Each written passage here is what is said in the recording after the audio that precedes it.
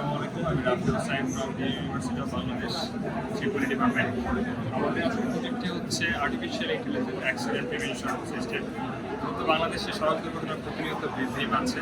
তো মূলত সড়ক দুর্ঘটনাগুলো যে কারণে হয়, তো ওইগুলোকে যদি আমরা প্রিভেনশন করতে পারি তাহলে হচ্ছে অ্যাক্সিডেন্টটাকে প্রিভেনশন করা যাবে।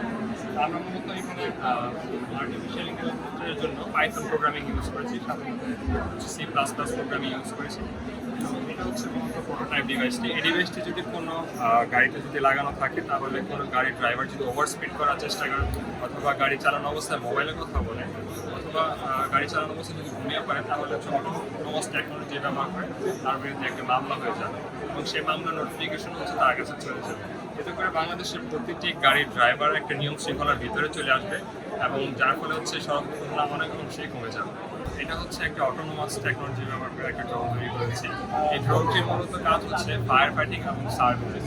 আমাদের বাংলাদেশে প্রায় দেখা যায় যে বিভিন্ন উচ্চ তলের বিল্ডিংগুলোতে আগুন ধরে যায়। ওইখানে কি হয়, আমাদের ফায়ার ফাইটারও এখানে পৌঁছাতে পারে।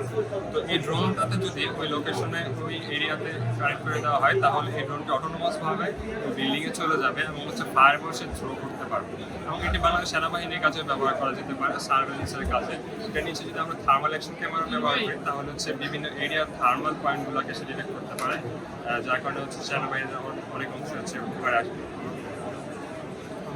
তো এটাই হচ্ছে আমাদের ল্যাবে তৈরি করা ফায়ার।